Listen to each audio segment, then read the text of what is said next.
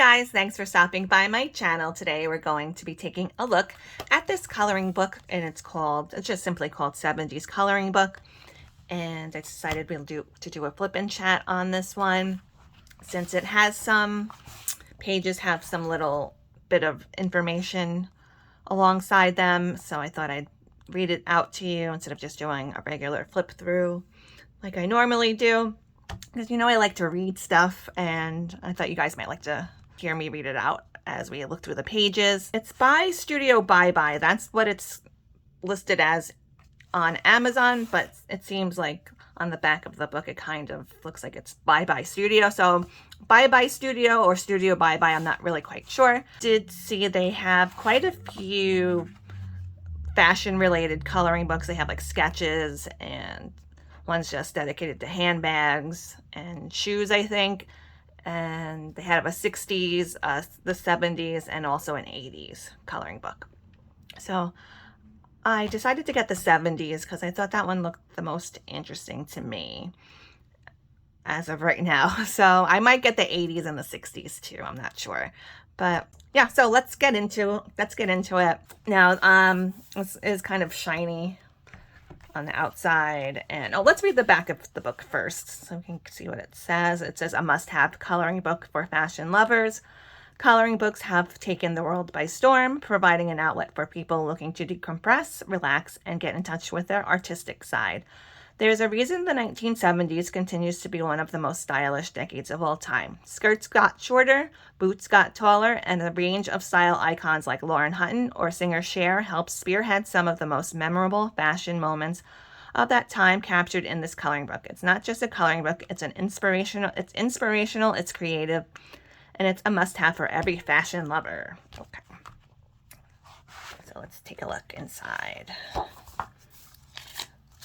This paper is not the best paper, but it's not the worst either that I've seen. Let's take a peek in the back and see oh yeah, it's self-published by Amazon, or KDP paper, as it's now known as.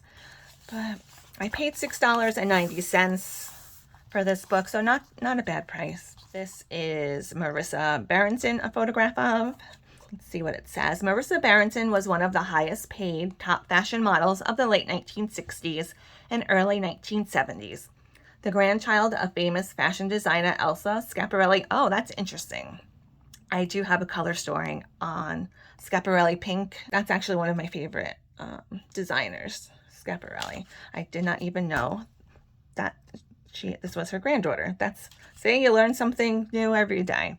Marissa Berenson entered showbiz as a fashion model and became one of the most successful models during the late 1960s and early 1970s. Thanks to her frequent appearances on Vogue magazine and Time magazine, she was known as the queen of the scene for her frequent appearances at nightclubs and other social venues in her youth. Yves Saint Laurent dubbed her the girl of the 70s.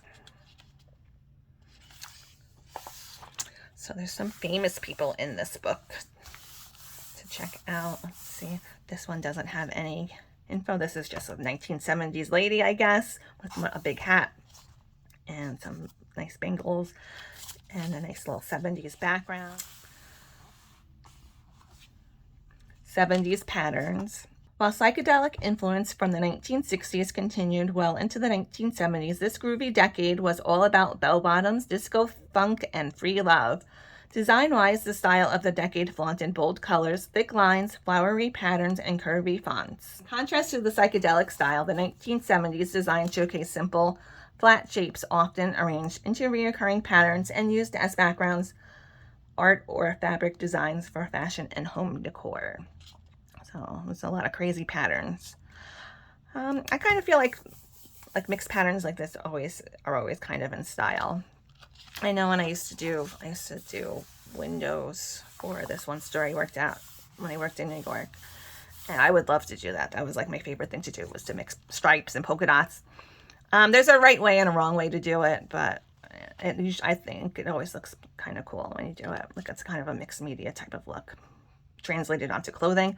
This is just a regular wall pattern type of print. They are single-sided, so that's cool. I'm not really too crazy about wallpaper prints in coloring books, but what are you gonna do? Every page can't be exciting. Here's a lady in some kind of psychedelic-esque dress.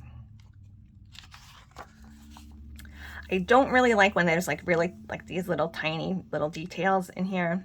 A little bit hard to color, but you could just pretty much color it over with one color, I think. I'm gonna try and do some markers maybe in this book would work out nice. The bell bottoms are so big they cover up her feet, it looks like.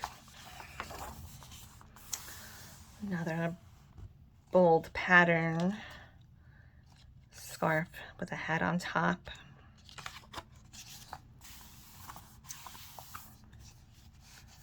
Fashion as a feminist tool.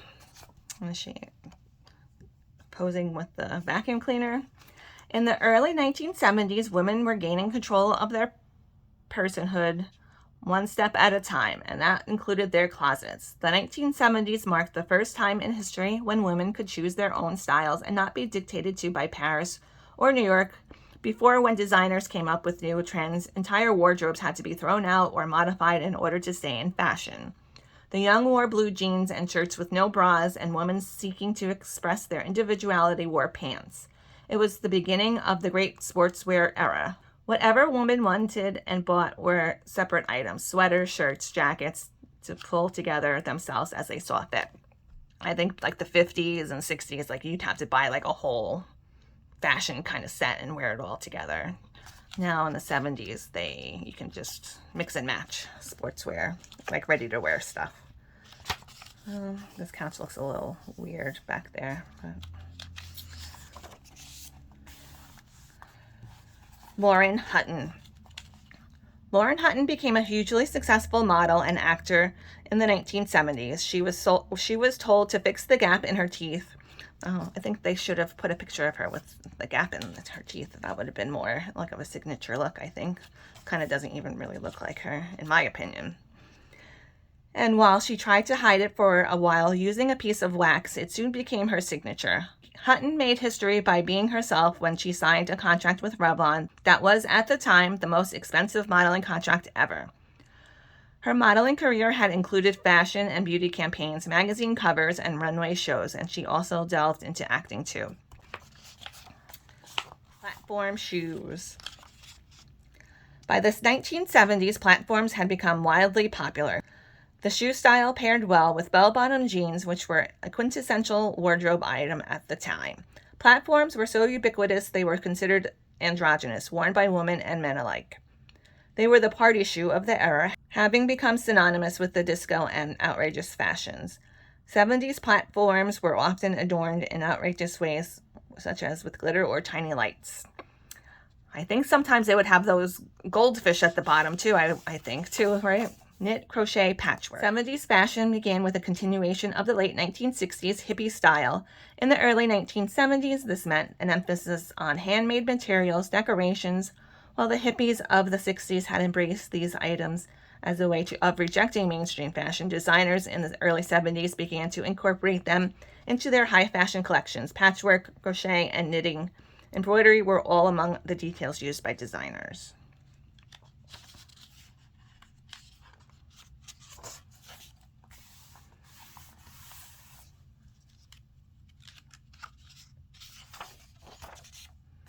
This is from the cover. I like this one.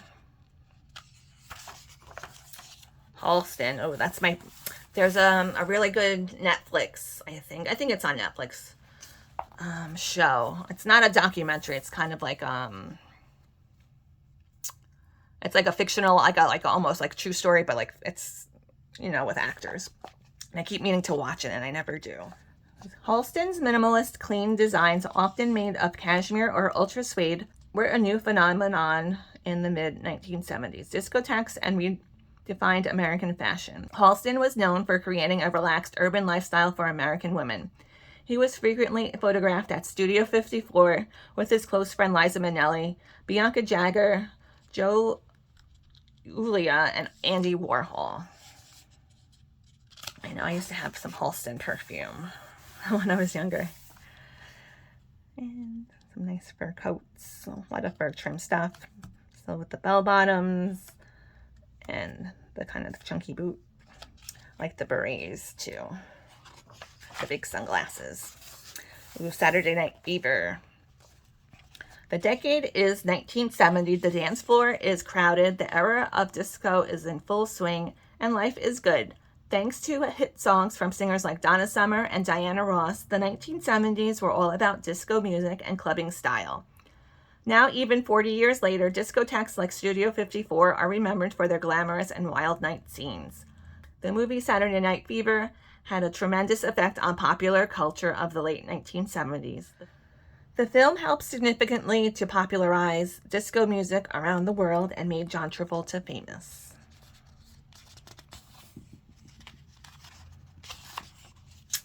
Jimi Hendrix.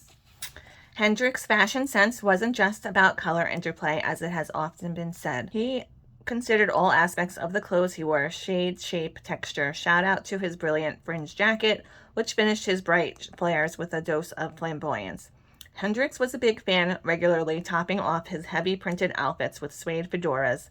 This one in particular is worthy of your attention. Finished with a series of circles around a crown, chain, and a purple ribbon which draped down the back. This accessory alone provided that Hendrix's style was as sharp as his sound. My dad was really a big fan of him. Debbie Harry, the godmother of the New York punk scene. Debbie Harry, Blondie's leading lady, set the stage for the 1980s punk revolution in the 1970s with her iconic white blonde hair, mini dresses, over-the-knee latex boots. Sexy with just the right amount of daring, animal prints were Harry's signature at the time. Harry's style was all about being an individual. I went to, quite a few years ago, I went to see the punk exhibit at the Met, and it was pretty cool. It wasn't really necessarily like punk, but it was like how punk influenced designers and stuff. Oh, and I got this magnet with Debbie Harry on it on my refrigerator. Actually, let me go get it. I want to show it to you guys. See, I got this in the gift shop of the Met when I went to see that exhibit. So pretty cool. Vivienne Westwood. Vivienne Westwood is a prolific fashion designer. She gained fame by making punk designs before it was cool and by bringing them to the runway. Back in the day, she was associated with the Sex Pistols. Along with her then partner Malcolm McLaren, orchestrated a stylistic revolution, a backlash against the flare denim and wide lapels that dominated the 60s. Today, Westwood is one of the legends of the fashion industry. Yves Saint Laurent. The safari jacket was originally a military garment.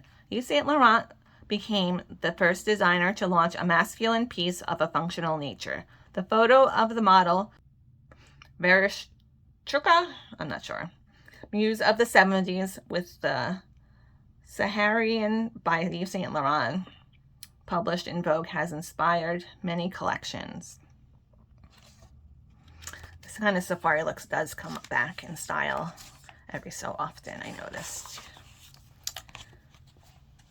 The 1970s was a time of momentous change in fashion, not only in the look of the clothes, but also in the way they were designed, made, distributed, and consumed. Yves Saint Laurent was one of the most famous and influential fashion designers of the 1970s.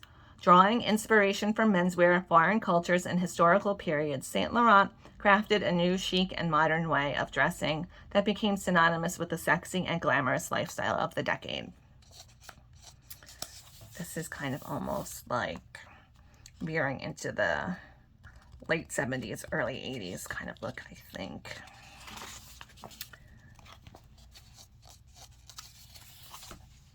I wonder if, I think most of these probably might even be like real pictures that they just like digitize maybe. A lot of them look kind of familiar to me. Diana Ross has lived a life marked by personal and professional triumphs. Not only was she in one of the most popular and successful Motown groups, the Supremes, but she consistently topped the charts as a solo artist too. As a fashion icon, Diana Ross has captivated the fashion world with her unforgettable, glamorous outfits. She was known for experimenting funky fur and feathered caps, wild hairstyles, and oversized jewelry.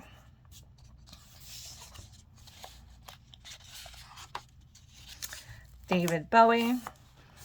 This kind of doesn't really look like David Bowie too much in the face, but I guess so.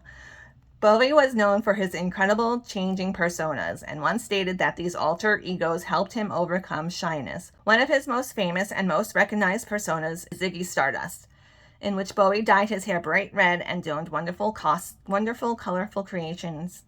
With glam and punk fashion about to hit worldwide in the mid-1970s, Bowie created the alter ego Aladdin Sane and included the iconic album cover with the red lightning bolts painted onto his face. That's a very iconic look with the lightning bolt on the face. I see a lot of people still do that today. Bibba. When Barbara Hulanishiki, I hope that's how you pronounce that, opened the doors of her London Bibba boutique in September 1964, she stocked just one dress in one size, but within an hour, the piles of dresses had sold out and queues of women had formed inside the store awaiting the next delivery. Emerging from Hulaki's mail order business and named after her younger sister's nickname, the Bibba store was also a pioneer in fast fashion and the place to go during the 1970s. The boutique soon became a hangout for celebrities including Mick Jagger, Marianne Faithfull, David Bowie, and an early employee was Anna Wintour. Oh, that's interesting. Legendary editor of Vogue.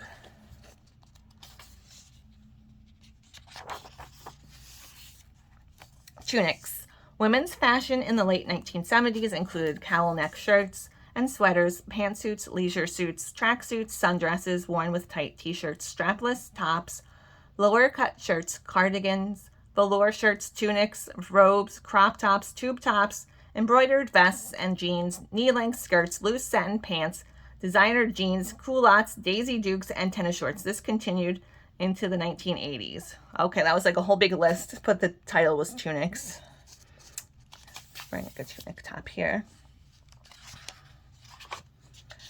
Oh, the Cher and Michael Jackson. That's cute. Cher over. Oh, look at this. Uh-oh.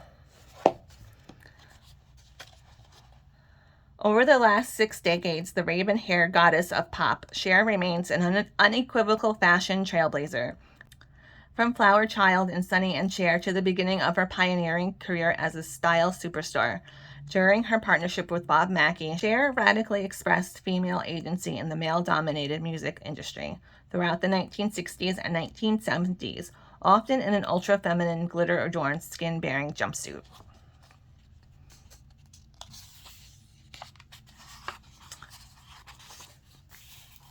Pat Cleveland. Pat Cleveland is an American fashion model who initially attained success in the 1960s and 1970s and was one of the first African-American models within the fashion industry to achieve prominence as a runway model and print model. I've heard of her.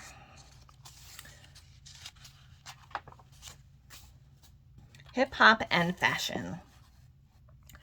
Fashion has been a significant component of hip-hop since its outset. The majority of styles seen in hip-hop today originated from the cities in the United States, which have a major hip-hop influence such as Chicago, Detroit, New York, and Los Angeles. Early hip-hop fashion was mainly about flamboyance and presence.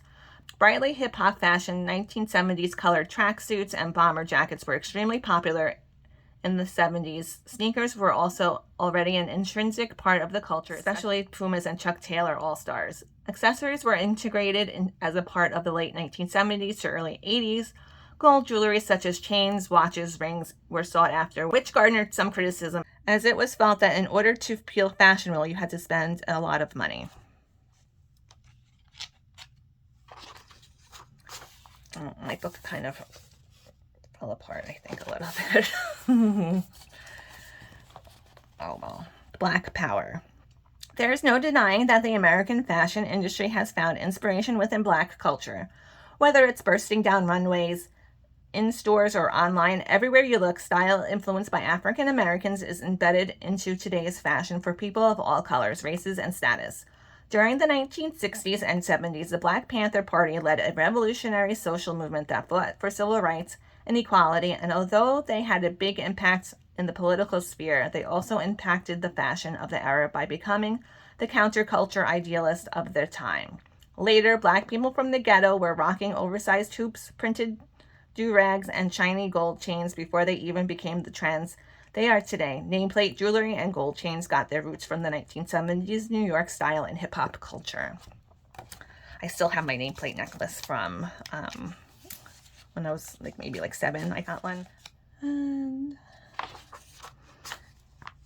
there's some more 70s kind of ladies. This looks like Britney Spears a little bit in that when she's on the plane. Is that Toxic? Yeah, that reminds me of that outfit a little bit. Wonder Woman. Wonder Woman. I used to love that show. I think I must have watched it in repeats, probably. I remember she had that invisible plane and everything. Okay. So Wonder Woman ran just 3 seasons. The superhero showed off a wide array of looks. And we're not just talking about the killer 1970s fashions that Diana Prince wore in her everyday life. Wonder Woman herself has had an awesome variety of costumes on the television show. The character had an equally diverse sartorial history in the pages of her comic books, where artists depicted her wearing everything from a white jumpsuit to a black jacket and pants. That's Linda Evans. I don't think they mentioned her real name there. Mick Jagger. I don't know if that really looks like Mick Jagger, I guess. Where David Bowie made the case for gender-fluid glitter and Freddie Mercury paved the way for flamboyant fashion, as far as the 70s were concerned, no one quite mastered the decade's lean, louche style quite like Mick Jagger. Cord jackets, leisure suits, exaggerated collars, crop tops, not to mention bright leather kecks. His sartorial selections throughout these years consummated his iconicity. I didn't know that was a word. Iconicity in the creative industry. This is kind of like a man's tailored shirt, 70s. I really like it. I like it. That's it. That's the end. It says join us. Get 2 awesome fashion coloring pages for free. That's cool. I'll check that out. So what do you guys think? Do you think I should get the 80s and the 60s too? As always, I love to hear whatever you have to say down in the comments. I enjoy reading them. And I hope everyone has a really great day. Happy coloring, and I'll see you next time.